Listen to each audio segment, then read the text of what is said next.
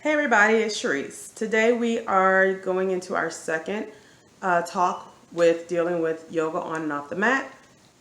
And we're going to start with the first chapter of the Yoga Sutras, which is entitled Samadhipada. If you remember, I did introduce the last time that the person that's coined as the father of yoga is Patanjali. He wrote the Yoga Sutras as a guide or a path of how to practice yoga. So for today, we're going to be discussing the psychology of yoga or psychology of the human. So what Patanjali basically says is that we have a mind, we have a body, but we are not our mind, we are not our body. We are the spirit that inhabits the mind and the body. So, in other words, as my teacher always says, we are a spirit being living in a human form. Okay, so that's how we get all three together. So, moving into this portion, this chapter is about concentration, finding the stillness in your mind. And with that, it indicates that we have a lot of mental fluctuations. So, those mental fluctuations are things that, keep you basically amped up. It's like you're going all day, you're thinking things, you're trying to figure out what's going to happen today, what happened yesterday, what's going on right now. Those are those mental fluctuations. So I'm just going to break those down just a little bit. And with doing yoga, it's just a way to help you bring some type of a balance into your mind, your body, and your spirit. So our mental being shapes the world based on our perceptions, our truth, and our experiences. And there are 5 types of mental fluctuations that are discussed within yoga. And we're going to talk about the first one is entitled right knowledge or else truth. So truth is something that you know to be true, okay? Without a shadow of a doubt, you know this is true. You can get those truths by 1, your personal experience, 2, by a trusted source, or 3, by inferring it. So an example of that would be someone tells you that there are children laughing and you're outdoors. Well, you can personally experience that. You hear the children laughing, you see the children laughing. Or you can hear the children laughing. So you can infer that because you hear the children laughing, you can infer that there are children laughing. So those are things that are true. You know it to be true. There's no guesswork. The second thing that we will talk about mental fluctuation is your perception. Perception is one that in my opinion, and there it is, that's my perception. Perception is the thing that gets us in trouble because a perception is a judgment. It's a judgment based on your experience, things that people have said to you, things that people have done to you, things you've said and done. And so your perceptions actually are not truths. They're opinions, they're judgments. And this is where I think a lot of us get in trouble at. So I may perceive something one way and the next person may perceive it another way.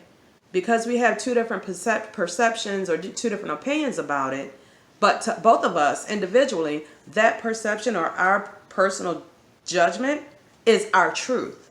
But in actuality, it's not. It's just an opinion. So let me go a little bit deeper with this. I'm going to give you an example. Actually, it's ironic that my yoga teacher actually had a similar example, but I'm going to give you one that is for me. So I have this big magnolia tree in front of my house, and the tree during the spring, it blooms out these beautiful pink and white flowers, and it is beautiful. That is, the truth of it is that the tree is there, okay? But after it blooms out, the tree is a pain. It's terrible. Now that's my judgment, that it's terrible. So I have this neighbor that walks down the street and she talks to me and she'll say, "Oh, that tree is so beautiful. I wish I had one in my yard." So here's where that perception comes in at. So for me and my neighbor both can see that I have that tree in the yard. That is the truth. Now the perception comes in is that she wishes she had the tree in her yard. I actually could do without the tree being in my yard because it's such a pain when the leaves fall. So that's just a basic thing on how you can see the differences of perceptions. And perceptions lead to arguments and disagreements. The next part of the mental fluctuations that I'll talk about are verbalizations. The verbalizations, these are the stories that we wrap around the perception of something. So going back to the tree story. Okay, the truth is I have the tree in my yard. My perception is that it's a pain. So my verbalization, my story is going to be that it's a nice tree, but I wish I didn't have it because it drops too many leaves and it's a pain to clean up in the fall.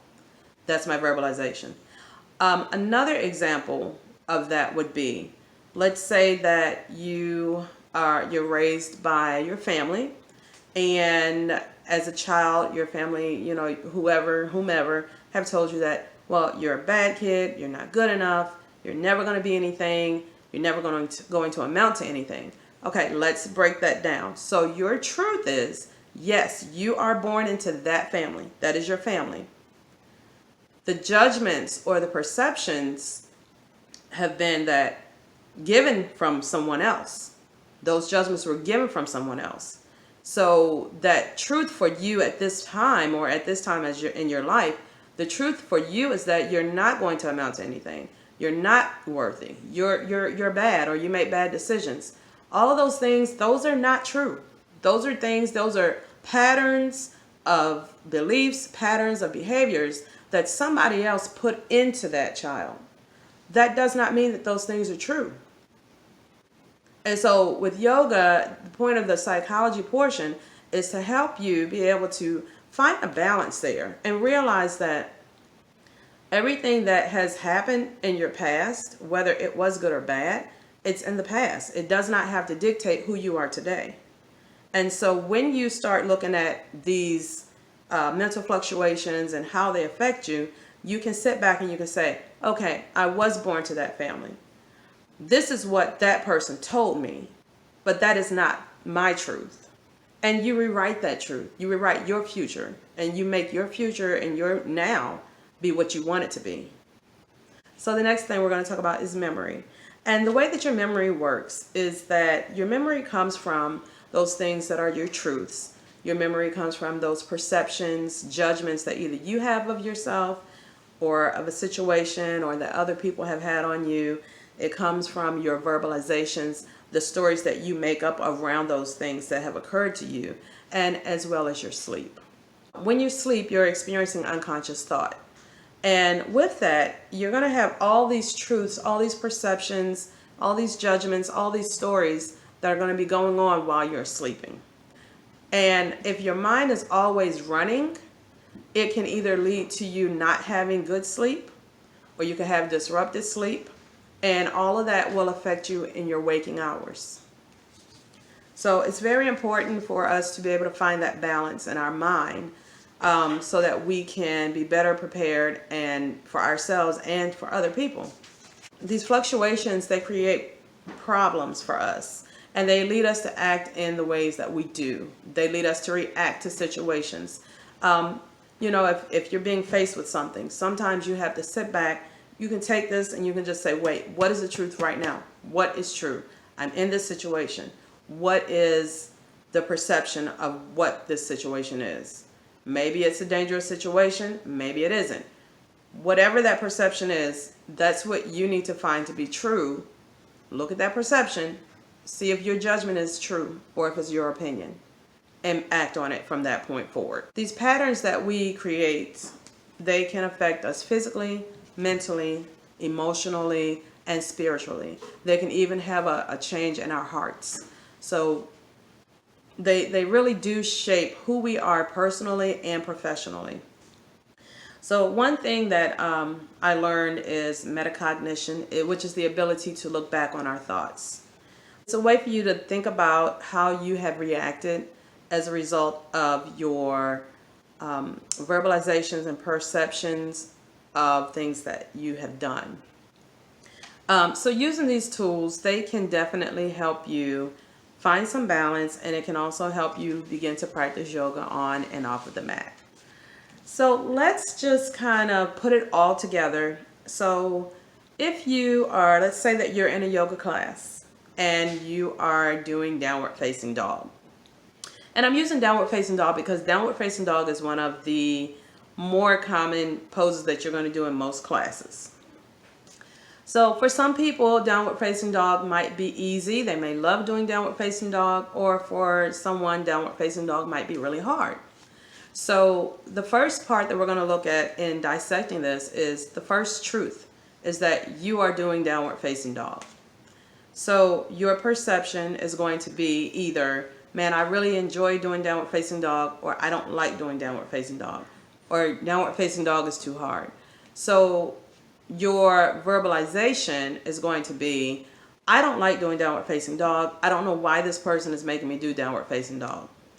So you have your truth as you're doing downward facing dog, your perception is you don't like it, and your verbalization is that I don't like doing downward facing dog. So as far as the part of your thought process, think about, is there a reason you don't like doing downward facing dog? Is it truly too hard for you, or is it just that it's challenging you a little bit more than what you want to be challenged?